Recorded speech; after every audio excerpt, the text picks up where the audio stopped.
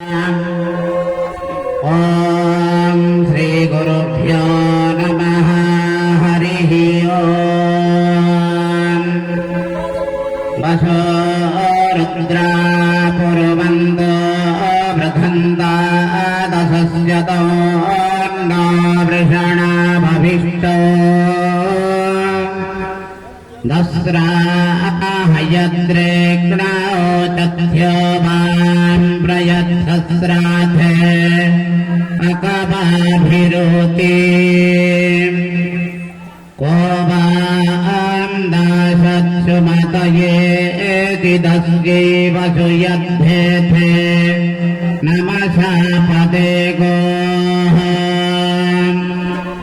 जिगृतमस्वे रेवती पुरन्धी कामप्रेणे भमनसा चरन्ताम् युक्तो हयद्वां तौग्राय पेरुर्विमध्ये अर्णशोधायि भद्रः उपवामवत्सरणं गमेयं शूरो नात्मपतयद्भिरेवैः उपस्तुतिरौचध्यमुरोष्येन्मामिमे पतत्रिणी विदुग्धाम् मामेधो दशतयश्चितोधात् प्रयद्वां बद्धस्मनिघादतिख्याम् नमागरन्नद्यो मातृतमादाशाय दीं सुसमुग्धमपाधुः शिरो यदस्य त्रैतनो वितघ्यन् स्वयं दाशा उरो अंशामपिक्षः दीर्घतमा मामते यो जुजुर्वान् दशमे युगे अपावर्तयतीनां ब्रह्मा भवति सारथिः नभो नभो भवति जायमानोऽह्नान् केतुर्दशामेत्यग्रे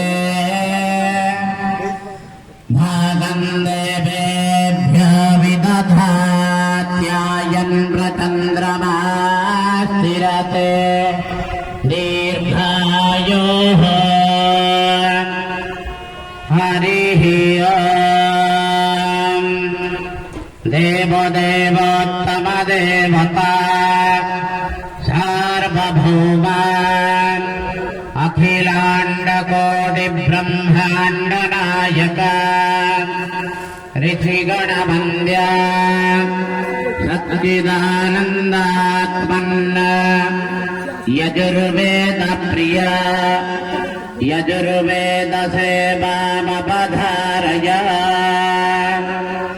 ॐ सद्यो जातं प्रपद्यामि सद्यो जाताय वै नमो नमः। भवे भवे नाति भवे भवस्व मां भवोद्भवाय नमः।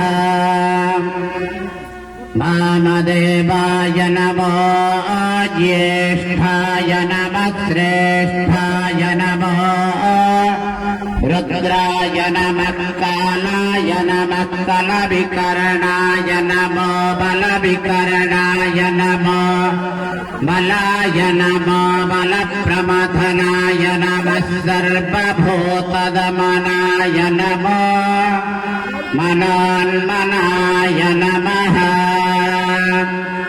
हरिः ओम्।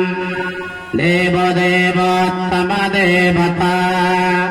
सार्वभौमा अखिलाण्डकोटिब्रह्माण्डनायक ऋषिगणवन्द्या सच्चिदानन्दात्मन् सामवेदप्रिया सामवेदसेवामपधारय ॐ भुवेवा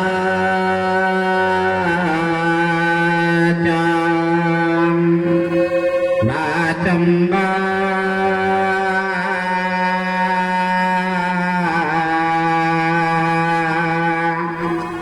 शम्भुवे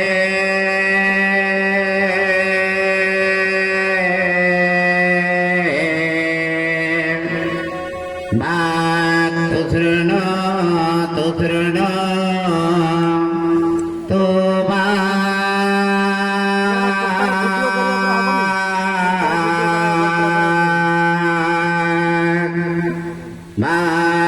तु समय तो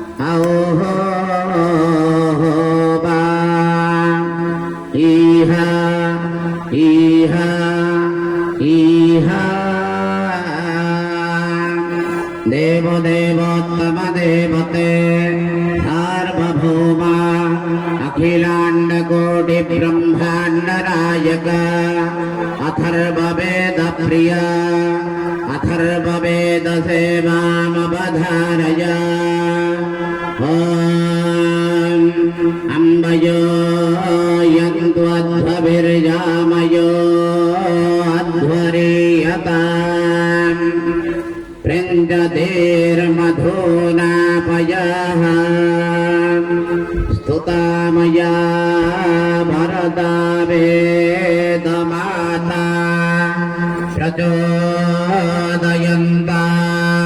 पापमानि द्विजानाम् आयु प्राणं प्रजां पशुं कीर्तिं द्रवीणं ब्रह्मवर्चसा मह्यं दत्त्वा प्राजत ब्रह्मलोक हरिः ॐ शान्ति शान्ति शान्ति।